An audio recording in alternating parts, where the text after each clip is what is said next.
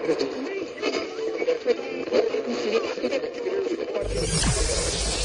ready for unique, rare, and little-known treasures from the golden age of radio. You're listening to The Amazing World of Radio with Adam Graham. Welcome to The Amazing World of Radio from Boise, Idaho. This is your host, Adam Graham. If you have a comment, email it to me, box13@greatdetectives.net. Well, the second of our Easter-related programming is going to be an episode of Request Performance. Command Performance was probably the flagship program of the Armed Forces radio services during World War II. The idea was that members of the service would request something. Sometimes it could be an entertainer or a combination of entertainers. Sometimes it'd even be just a sound from home. Sometimes it'd be a very specific sketch or sketch idea. And Command Performance would make these requests come to life. One of the best examples of this was the episode of Command Performance, which was a comic opera about Dick Tracy. Request Performance decided to take this whole concept civilian after the war ended, with people being able to write in and request their favorite stars and request some variations. I know that back during the first season of The Great Detectives of Old Time Radio, we played an excerpt of an episode of Request Performance where Nigel Bruce played Sherlock Holmes and Basil Rathbone played Dr. Watson. This episode of Request Performance originally aired on April the 21st of 1946. Let's go ahead and take a listen. Good. Good. That's what Campbell soups are. Good. The makers of Campbell Soups bring you Request Performance.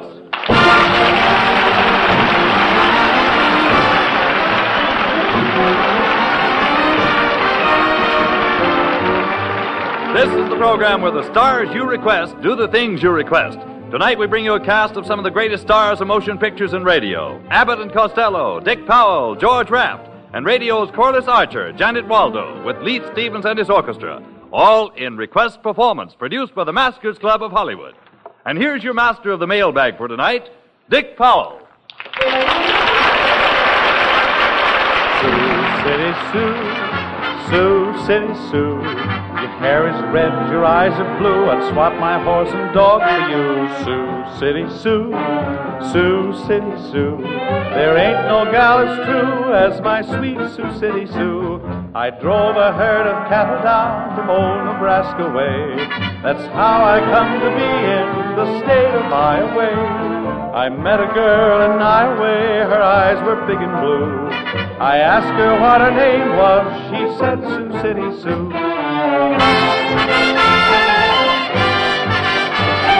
Your hair is red, your eyes are blue. I'd swap my horse and dog for you. Sioux City Sue, Sioux City Sue. There ain't no gal as true as my sweet Sioux City Sue. As my sweet Sioux City Sue. As my sweet... I'm through, boys, I'm through.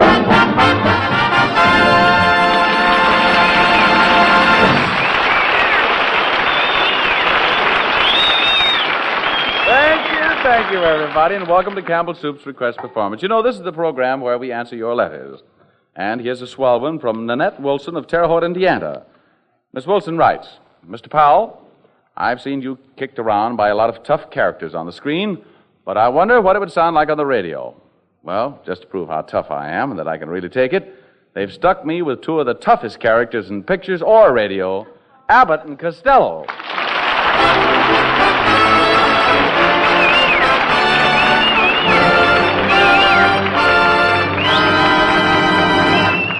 Ladies and gentlemen, I want to say what a pleasure it is being on the same program with a man who has one of the most famous singing voices in radio. Thank you, Abbott, thank you. Wait a minute. Wait a minute. All right. Costello. Wait a minute. I'm not talking about you. I'm talking about Dick Powell. Well, thank you, Mr. Abbott. Listen, Costello, I don't want any trouble with you. Oh, so you think you're tough, eh, Powell? Costello, did you see me in my last picture cornered? No, I didn't. Did you see me in Murder, My Sweet? No, I didn't, darling. Costello, he's talking about his pictures. Hey, I'm a pretty tough guy myself in pictures, you know. I was a tough guy in Frenchman's Creek. Now, wait a minute. I saw Frenchman's Creek, and I didn't see you in it. Well, during most of the picture, I was up the creek.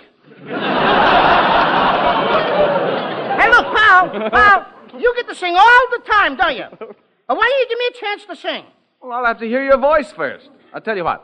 Let's you and I try a few bars together.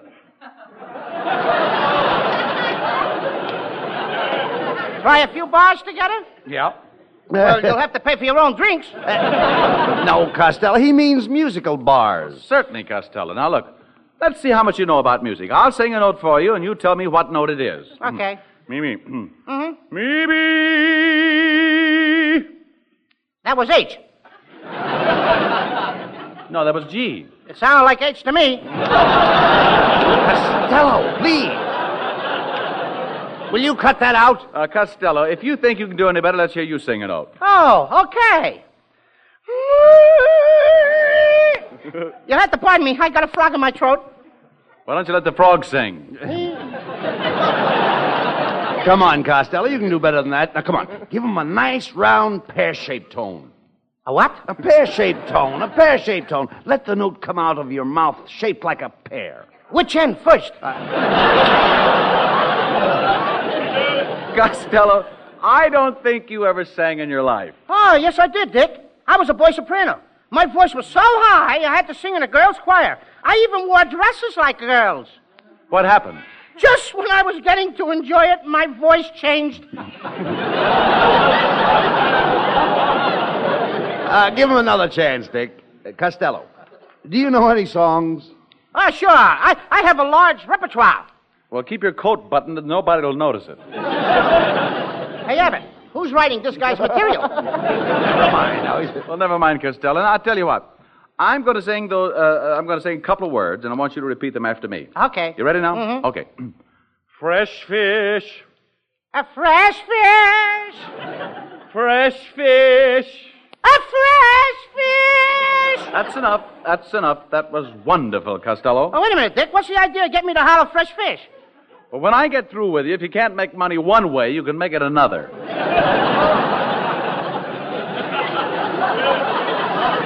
Abbott, I'm going to clip this guy. Costello, now wait a minute. You can't talk that way to Dick Powell. He's only trying to help you. Well, yes, Costello. The trouble with you is you don't know how to breathe correctly. You should bring your voice up from your diaphragm. You know where your diaphragm is? No, I haven't worn one of those things since I was a baby. No, Costello. He's talking about the thing you breathe with. What have you got between your stomach and your chest? My belt. Oh. No, Costello. We want you to inhale. What? Inhale. I would like to see you inhale. I feel the same way about you.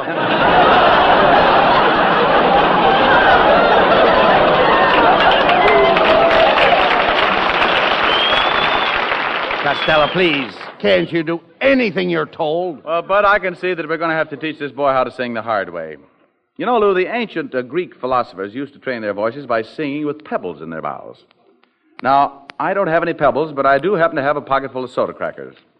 Now, let's both of us stuff some of these soda crackers in our mouths and see if we can't sing through the crackers. Now, watch me sing through the crackers. Just watch me, will you? You go right ahead. You watch me. Yeah. I hang through the crackers. Gonna sing through the crackers clear. Yeah. Gonna hear every word you say. You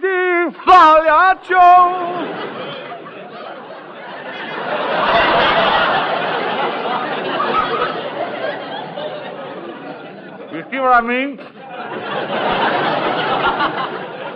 I can't see a thing. You blew all the crackers right in my puss. Now, you go ahead and sing.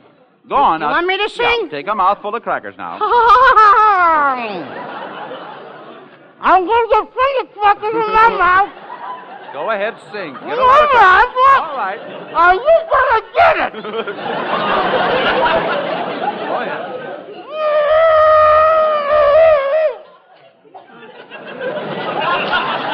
I swallowed Let's swallow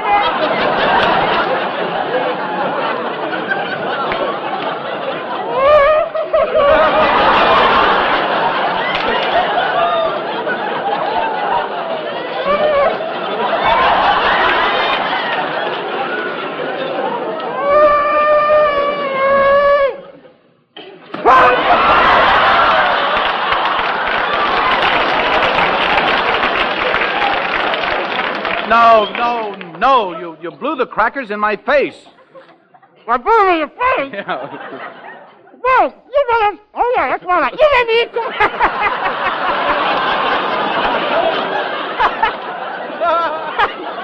You made me eat too many crackers. Now, look, Lou, don't you understand? Here, I'll do it again for you. Now, watch me, will you? And listen, I put the crackers down. Really, Paul, You're the dirty... Put your...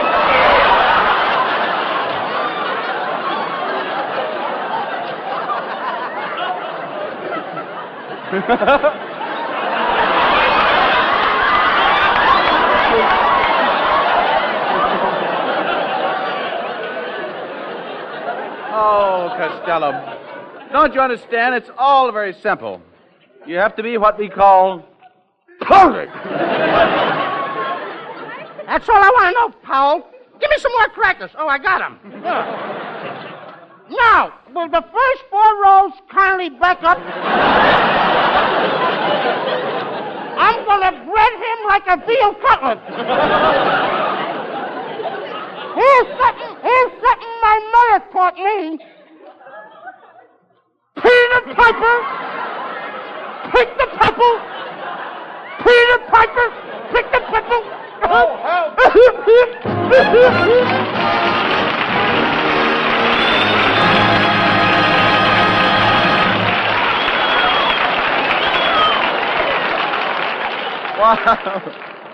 While I'm getting rid of these crumbs, and I do mean Abbott and Costello, here's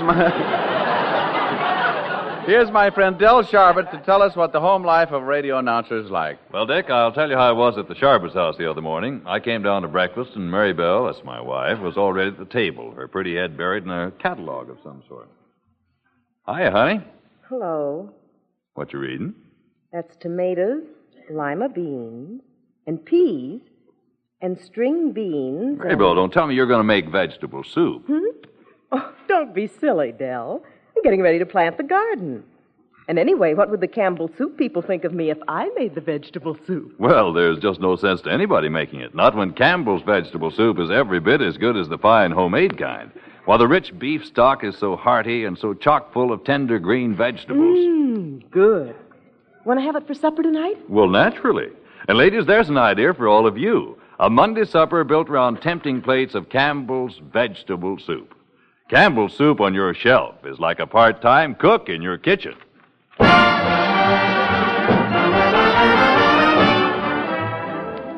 This is Dick Powell again, ladies and gentlemen. One of the things you seem to like here at Request Performance is our short story department. Tonight, our star is one of motion picture's favorite guys. And he's here in answer to a request from Janice Wright of Detroit to play in a special Easter story. George Raft.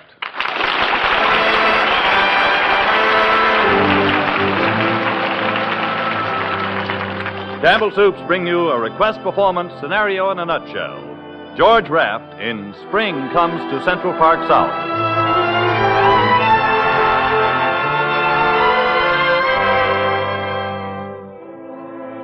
Oh, that's swell. Flowers. That was a great thought, Francois. I felt they would brighten the apartment, Monsieur Martin. Fine. Oh, Francois, have the waiter bring in those tray of fancy, before things at dinner. And see that they're on the table when Miss Holliday arrives. Very well, monsieur. I've been working on this date a long time, so I don't want no slips. This has got to be the best dinner you've ever served. Oh, this is a very special occasion, Monsieur Martin? Yeah. You know, it's spring, Francois. A time to get started on things. And starting tonight, I got a feeling there's going to be a big love in my life. Oh, I understand, monsieur. Yes, sir. Everything goes okay, I think we're going to see a lot of Miss Holliday. Oh, I shall look forward to that, monsieur. And so will I, Francois. So will I. Hey, you've done a great job on this table. It'll knock our eyes out. Oh, thank you, Monsieur Martin. Oh, I shall bring in the hors d'oeuvre. Okay. Oh, boy, I'm lucky. I'll say I'm lucky. Desk, please. Hello? Oh, this is Mr. Martin. After Miss Holliday arrives, I don't want to be disturbed for the rest of the evening. No calls. What? You sent him up? Oh, I told you I didn't want to... Oh, all right. Forget it. Come in. Hello, Dad. Oh, hello, David. Close the door. Come on in. Well, don't stand there. Sit down. For a minute. This is my day, isn't it? Mr. Turner said it was. Mr. Turner? Mother's lawyer. Oh, yeah. Your mother's lawyer. Sure. Oh, how's school coming, kid? There isn't any tomorrow. We're on Easter vacation. I can stay up late. That's swell. Great. Say, it's been a long time, hasn't it? 6 months. And I get to see you again 6 months from today, too. October 21st. Hey, they really teach you arithmetic, don't they? I guess so. David, there's something I got to tell you. Yes? It's Francois, Monsieur Martin. Oh, yeah. Come in. Will this tray of hors d'oeuvre be satisfactory? Oh, Daddy. Put him down. Yes, Monsieur. Gosh, I didn't know you could have dinner right in your apartment like this. Well, I don't usually. But this is sort of a special occasion. No kidding. Gosh, you know, it's sort of like you see in movies. Yeah. Gee whiz. Candles. And flowers. And all these red and green and yellow things on the tray. Did you do this all for me, Daddy? Well, And you know, when I first came in, I didn't even think you were expecting me. Well, David, to tell you the truth, I'll be right back. Hello? Oh, she is? Will you... Tell Miss Holliday I was called away suddenly on important business. Thank you. David, dinner is served. Oh, Daddy. Daddy, this is wonderful. Francois. Yes, Monsieur? It's just like I told you. Spring. A time to get started on things. And starting tonight, I've got a feeling there's going to be a big love in my life.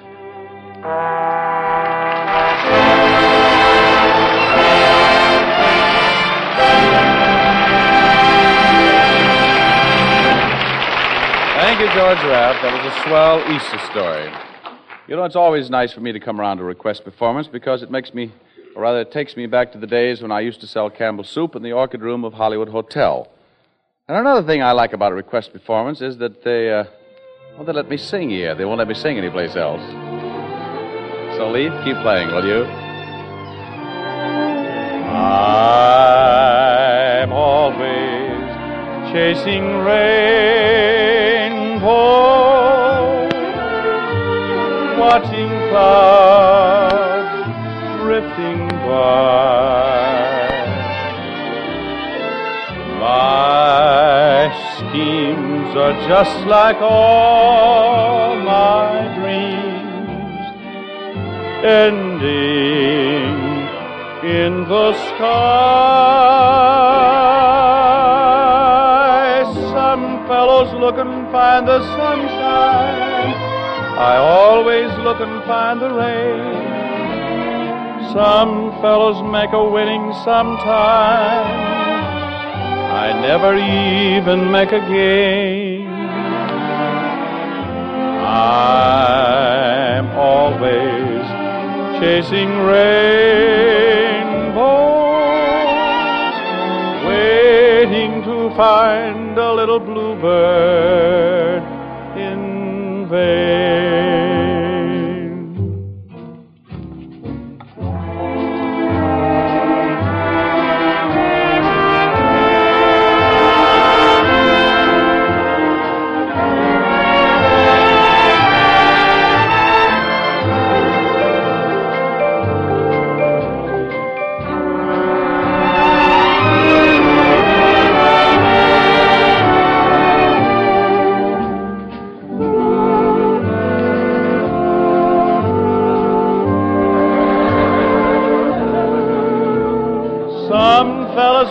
find the sunshine. I always look and find the rain.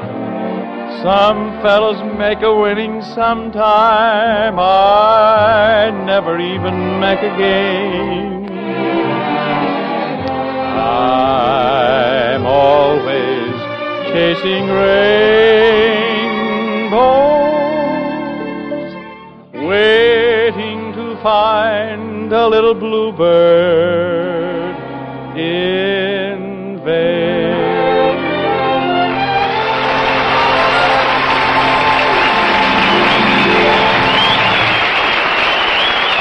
Thank you, Dick. Well, George Raft.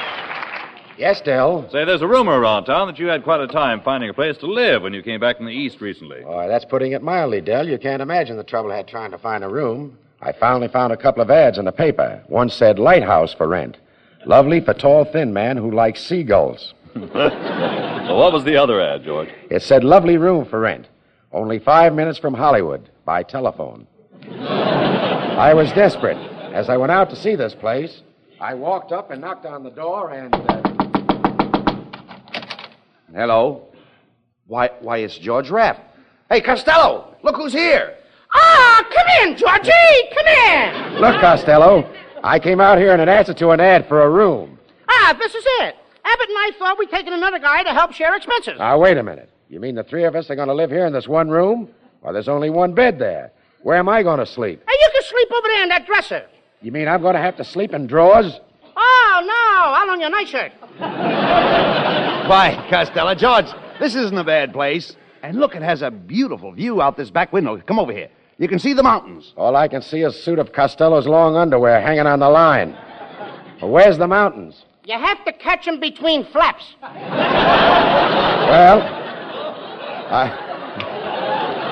I can't find a room anywhere else. I guess I'm stuck. Well, let's get ready for bed. Where the buffaloes roam in the gym, where the buffaloes roam in a whole lot of rain. Who is it? It's me, George Raft. Costello, will you get out of that bathroom? You've been in there for 3 hours. I'm shaving. Does it take you 3 hours to shave? Sometimes longer. I don't use a blade. Costello, open that door. George and I are ready for bed, and I'd like to brush my teeth. Ah, you don't have to come in here for that. Just slide him under the door. I'll brush him and hand him back to you. Let me at that door, Abbott. I'll get him out of there. All right, Costello, get out of that bathtub. I was just starting to take my bath. Costello, you dummy. What's the idea of wearing your long underwear while you're taking a bath? I always wear it. The wire brush hurts my skin. Hey, Abbott, never mind me. Get a load of that nightgown Raft is wearing. Well, what's the matter with the nightgown? Are you getting a little stylish, wearing a nightgown with a long train? That's no train. The sheet got caught in my zipper.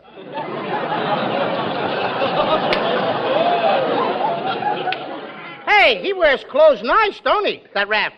Come on, Costello. We've got to go to bed. It's after 1 o'clock. Yes, and I'm tired. I didn't get a wink of sleep last night. All night long, there was a filly sitting on my nose. Well, why don't you brush the filly off? What for? He wasn't dusty. Are we lucky you got out of that? Hey, you know this guy's got funnier lines than me? Oh, come on. Never mind that, Costello. Let's get to bed. Come on, will you please? Okay, Abbott. Wait till I set my alarm clock. Just a minute, Costello. What kind of alarm clock is that? It's only got a half a bell on it. That's when there are two people in the room and only one of them wants to get up. Never mind that. Now, the first thing we've got to figure out is how the three of us are going to sleep in one bed. Yes, Costello. How do you like to sleep? Alone. No. Costello, he means do you go to sleep on your left side or your right side? No, both sides. All of me goes to sleep at the same time.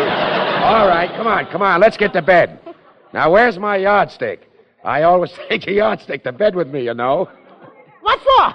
I like to see how long I sleep. One more joke like that and we'll all go to sleep. I'd like to know who's going to color the eggs we're laying. All right, Costello, that's enough.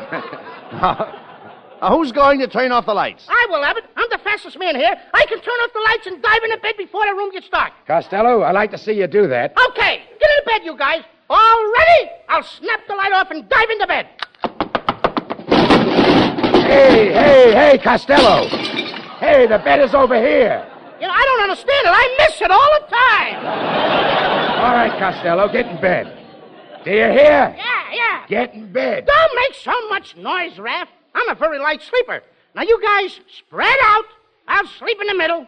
Well, if you're a light sleeper, why don't you sleep on the edge? Will that help me sleep? Sure, you'll drop right off.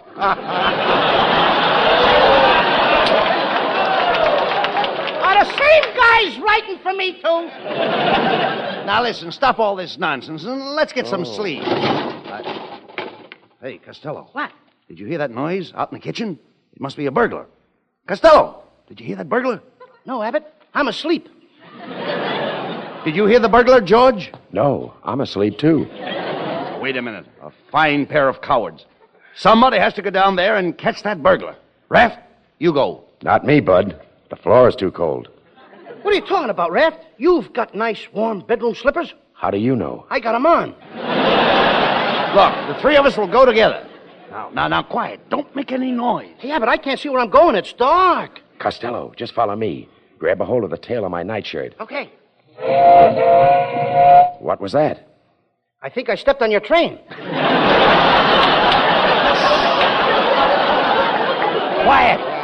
Quiet, you guys. Shh, wait a minute. I can hear somebody moving around in the kitchen.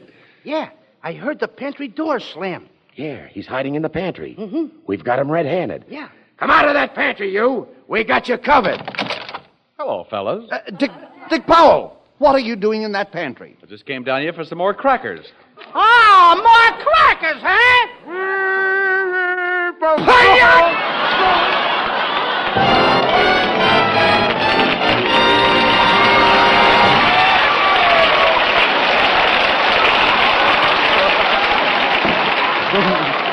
That's not a very good solution to the housing problem, boys. But here's Dell Sharpe with a hunch about lunch. Dell? Well, something you ladies want to remember these days is to eat a good lunch. Even if you're alone at noon, what with spring house cleaning, gardening, and a dozen other jobs, you've done a good day's work by then, and you need a good meal. So I hope pretty often you sit down to maybe a salad, tea, and a big bowl of Campbell's vegetable soup. With its hearty beef stock and 15 different kinds of garden vegetables, Campbell's vegetable soup is so soundly nourishing, women everywhere say it's almost a meal in itself. And if you taste it critically, you'll find it's just as delicious as the good homemade kind. The beef stock has the full-flavored, well-simmered taste you like, and is filled with nutritious garden vegetables, carrots, lima beans, peas, sweet golden corn, and all your other favorites. Good. So how about it? Will you treat yourself to a bowl of Campbell's vegetable soup at lunch soon? Campbell's soup on your shelf is like a part-time cook in your kitchen. And now, request performance moves along in answer to a letter from... Okay, all right. You can put the sofa right there. Oh, and be careful of the buffet. It's got all the dishes. Oh, golly. Now, just a minute, young lady. What do you think you're doing? We're moving in. Just put it down Now, wait a minute. Come here a second. Huh? What's your name? Corliss Archer.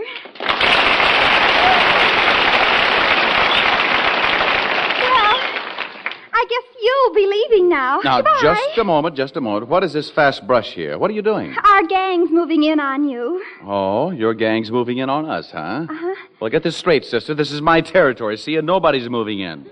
Golly. You must be... Oh, you must be a gangster.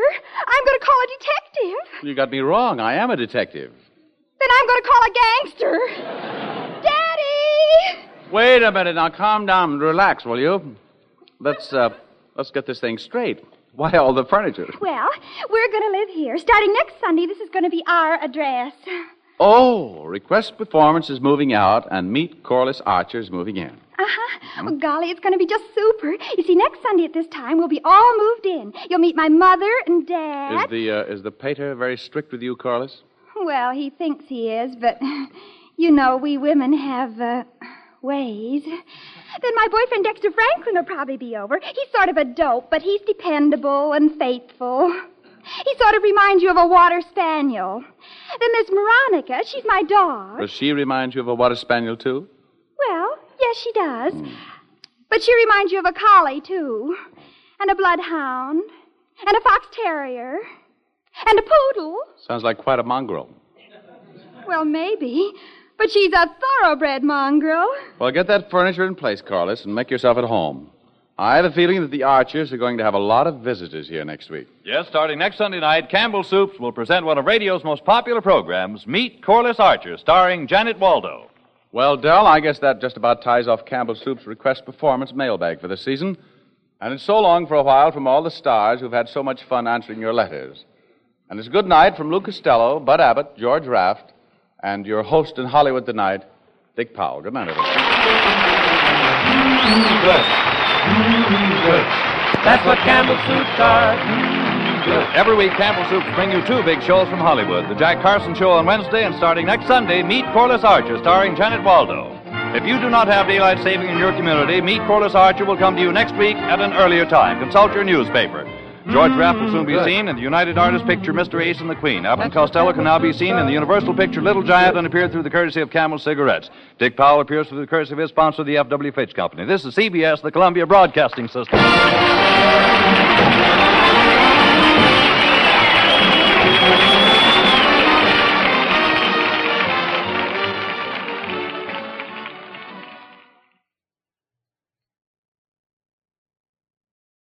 Welcome back. Oh wow. I have to admit, I've really intentionally tried to listen to every Abbott and Costello related old time radio program and guest appearance. And I was really happy to find one that I had missed, because this was a lot of fun. Dick Powell, I think might be a little bit underrated as a comedian and comic actor, because, it takes some real comedic chops to play off Abbott and Costello, particularly the way he does here. I was laughing so hard during that sketch. It's been a while since I've laughed that hard. Just, a great opening. And then, the little drama presentation I thought was really good. It was short, but it managed to, when you get to the heart of it, because, part of it was set up for this date, and then, you get into the actual meat of the story, which is just this really short interaction between the father and the son in this story. And you really get a sense of the emotion of it without going over the top. And there is this change that comes over George Raft's character, which, while, a bit sudden, isn't unbelievable. He does get you to buy that. The final bit I thought was funny, though not quite as funny as the stuff with Dick Powell and Abbott and Costello, though I like that they came back with it. George Raft wasn't as good on the comedy, I think, as Powell. Because Raft did do some comedies, but they didn't tend to be like, that sort of absurd style of Abbott and Costello. And you can tell he really enjoys this, but he kind of enjoys it too much, because you can tell throughout the program he's just on the verge of cracking up and losing it. Because this is definitely not his sort of sketch. But he does the best he can. And it should be noted that Raft later would perform with Abbott and Costello on television. He was on the Colgate Comedy Hour. And on that, Costello also really got Raft to lose it at least once. I also have to say that was certainly an interesting way to end a radio program. I don't think I've ever seen a transition handled in just that exact way. Of course, Powell's announcement at the end leaves open the possibility that you might get a second season of Request Performance. Sadly, that didn't happen. This was actually the last episodes. And there's a number of reasons for that. I would expect probably the big one is the expense, because this was a great show, but it had to be hugely expensive to put on. One thing that made Command Performance possible was that all of the actors and singers and musicians were donating their time in order to support the troops. You know, if you're doing a civilian broadcast, all these people are going to expect paid. So I guess for Campbell's definitely doing something like a sitcom, where you don't have, necessarily all of those big stars, particularly if you get something that's going to be nearly as popular, probably does make quite a bit of sense. We turn to listener comments and feedback, and have a comment from Eileen regarding a shipment of Mute Fate from the Jack Webb Centennial. Excellent blending of the two episodes. Seamless, Adam. You did a great job. Thanks, Eileen. Well, credit where credit is due. Andrew Rhines edits all of these programs, and so he did the actual editing. But it was made a bit easier based on the fact that most of the scenes in the portion that, because if you listen to A Shipment of Mute Fate, there was about a 4.5 minute portion of that which is missing from the Jack Webb version. And what we did is we took a clip from a later version of the same story where they used the exact same script with John Lund playing the character Jack Webb did, and inserted that into the Jack Webb version in our broadcast. But for that podcast, the one thing that I think did make that work and be so seamless was that most of it didn't actually feature any character who was like an ongoing character throughout the story. Either Christopher or the captain. They had a few lines, but it was mostly crewmen, going through the ship doing the search. And I think that was actually effective, because then you get to hear some more voices playing the crew than you had heard previously, which kind of makes the crew seem a bit bigger. So I think that definitely worked out pretty well. So thanks to Andrew for making it work, and really appreciate that when they did A Shipment of Mute Fate, they realized how strong the script was, and even when they changed the actors, they didn't mess with the script. All right, well, we're going to bring you our last Easter program tomorrow. If you do have a comment, though, email it to me, box13@greatdetectives.net. From Boise, Idaho, this is your host, Adam Graham, signing off.